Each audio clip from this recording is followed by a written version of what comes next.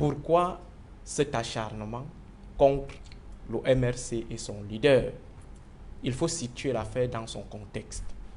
Nous sommes en plein débat sur le mandat impératif, un débat qui a été initié par les laborantins de la tendance fondamentaliste à l'effet de préparer l'opinion à accueillir ou à accepter la forfaiture qu'ils sont en train de préparer, à savoir la disqualification arbitraire du MRC à présenter un candidat.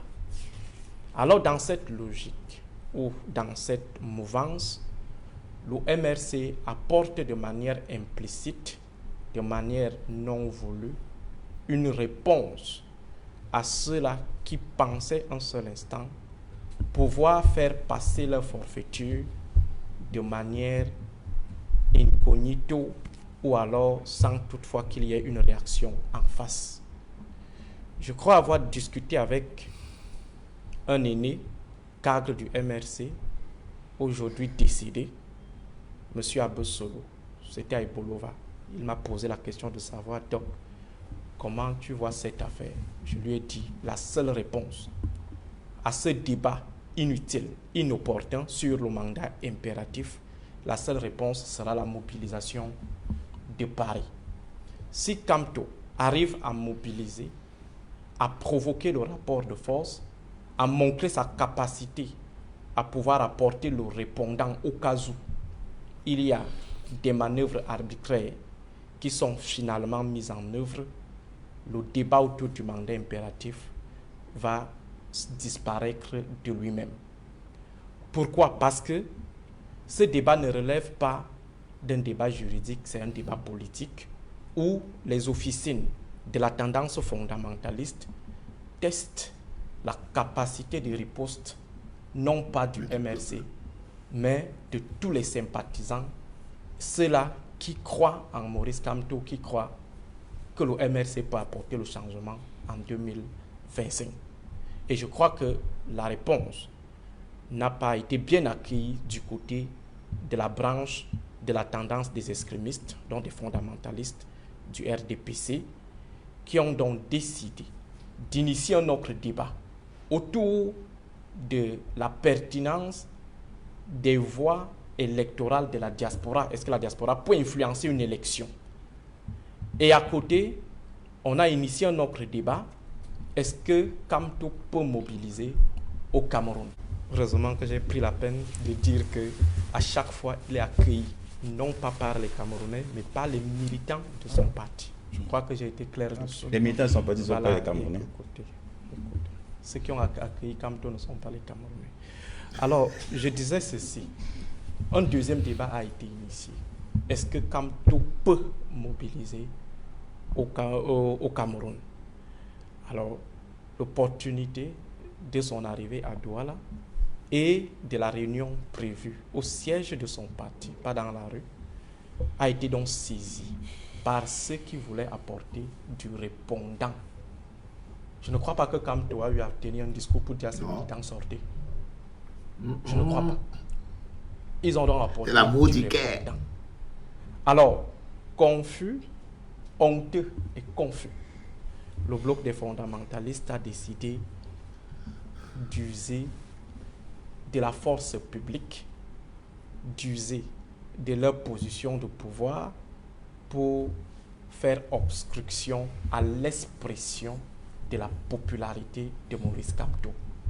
Et je crois qu'aujourd'hui, pour ne pas monopoliser la parole, M. Duval, la branche fondamentaliste, je précise bien la branche fondamentaliste, ça veut dire les va-t-en-guerre, ceux qui pensent qu'après le pouvoir, ils ne pourront plus vivre sur cette terre. La branche fondamentaliste est dans un dilemme qui répond à une question fondamentale. Comment ne pas avoir Kamto en 2025? C'est trop tard. Comment on peut continuer à c'est trop tard. Le pouvoir? Il est déjà là. Après 2025. Alors le dilemme, c'est le suivant. Quel est le meilleur risque? Quel est le moindre mal? Provoquer une crise préélectorale ou attendre une crise post-électorale.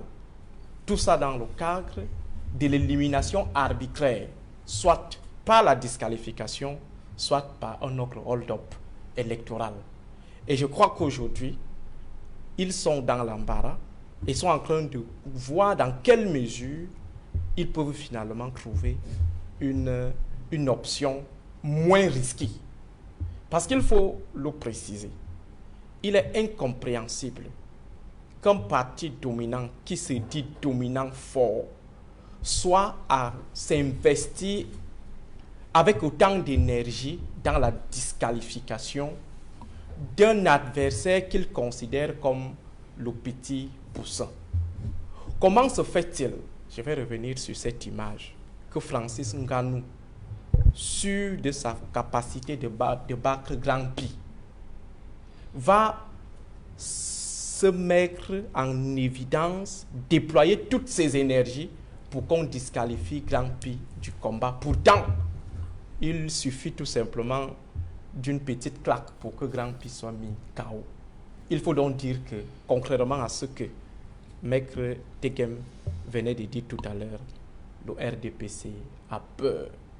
Le RDPC veut trouver la meilleure astuce pour battre Kamto, soit avant les élections en le disqualifiant, soit après les élections en procédant à un hold-up électoral. Et ils sont en train de chercher le meilleur risque, ils sont en train de tâter le terrain. Et je crois que ce qu'on a vu à Paris et ce qu'on a vu à Douala, ces deux événements peuvent déjà situer les uns et les autres sur le fait que disqualifier arbitrairement Kamto est un risque, est un danger.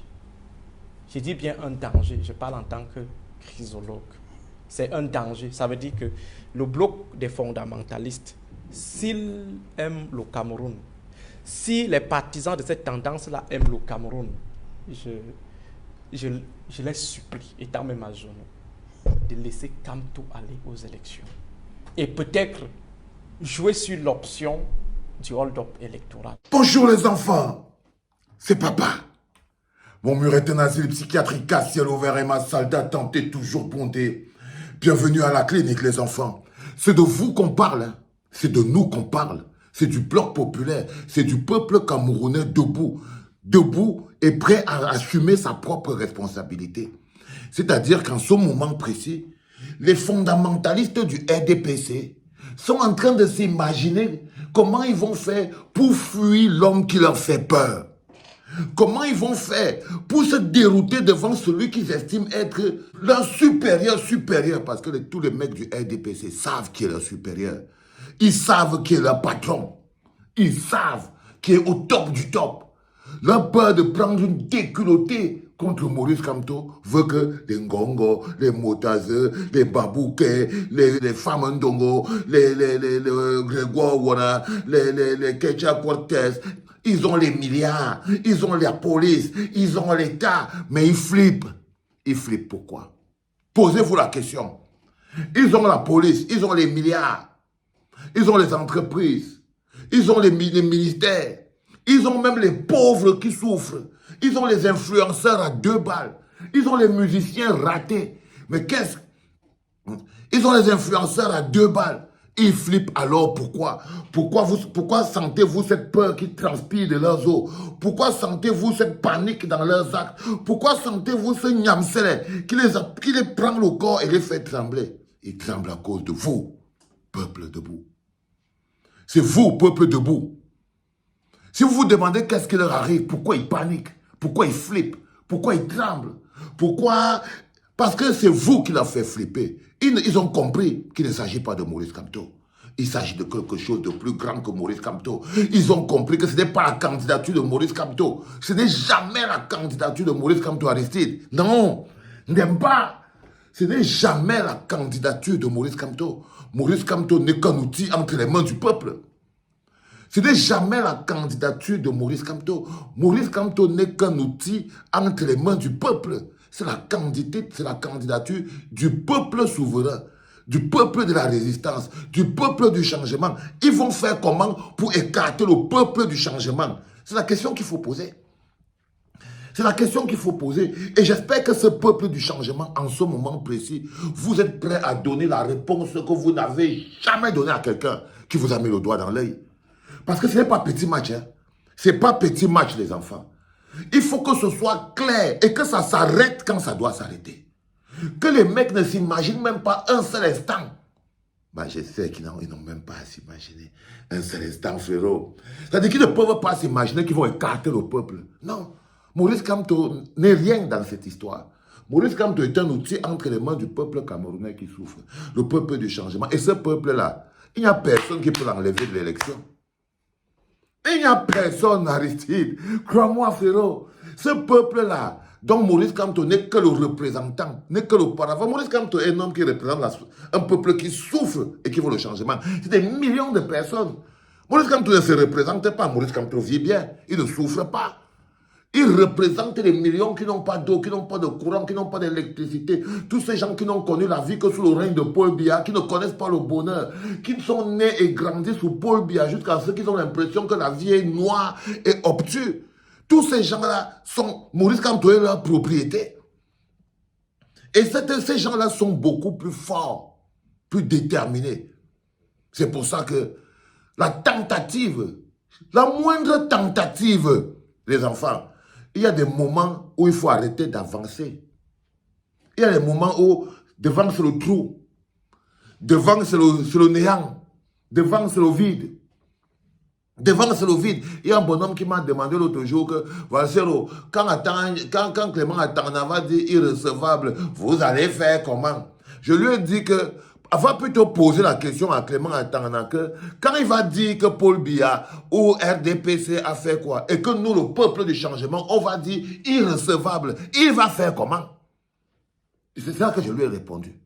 Que va plutôt demander à Clément Atangana et tous les autres, que lorsqu'ils vont tenter, et les camps, lorsqu'ils vont tenter de dire que candidature de Maurice Kamto rejetée, et nous on dit, et que le peuple va dire irrecevable, ils vont faire quoi? Eux, les Clément Atangana, ils vont faire quoi? Les Galates Setora vont faire quoi? Parce que ce sera irrecevable. Irrecevable, ça veut dire que ça va s'arrêter. Ça va s'arrêter. Parce que je ne vous promets pas que les enfants, ça va seulement s'arrêter. Ça doit seulement s'arrêter. Ok? Ça doit seulement s'arrêter. Stop comme on stoppe le bus. Tout s'arrête. Électricité, taxi, moto, courant, axe lourd, papa, tout le monde met pause. Et on retape ça à la tête, on dit que qu'est-ce que vous dites? Et on demande que qu'est-ce que vous dites? Là. Parce que je vous dis que ces gens-là ne sont plus nos dirigeants. C'est des malhonnêtes. Chaque mandat a un début et une fin. Il y a une période où c'est le peuple qui dirige. Cette période-là est très importante, c'est la période de l'élection. En ce moment précis, le RDPC et Paul Biya et toute son équipe et tout sont des candidats à une forfaiture parce que même leur bilan ne leur permet pas. S'ils avaient un peu honte, ils n'avaient aucune candidature à présenter pour être candidat à l'élection présidentielle. Si le RDPC est un parti qui respecte un peu les Camerounais, qui a un peu la dignité, ils sauraient que non, mieux ils quittent même tous du parti, là ils enlèvent le mot RDPC là, ils partent créer un autre parti, ils commencent à réfléchir s'ils aimaient un peu le Cameroun. S'ils aimaient un peu le Cameroun, mais non les enfants. Donc je vous préviens et je vous le redis, aussi vrai que chaque chose a un début et une fin. C'est la fin où c'est le stop, point barre. Point barre. Et il faut que cette énergie, que ce soit clair dans tous les esprits des mecs du RDPC. Il faut que ce soit clair dans tous les esprits des mecs du RDPC. Que le premier fondamentaliste qui va faire le malin va payer de sa malignité.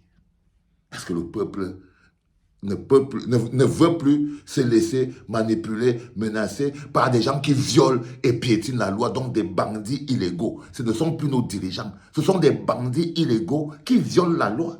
La loi qu'on leur a demandé de violer. Si eux, ils violent la loi pour nous oppresser, non, les enfants, on va bloquer. On va bloquer. On va bloquer. C'était papa, les enfants.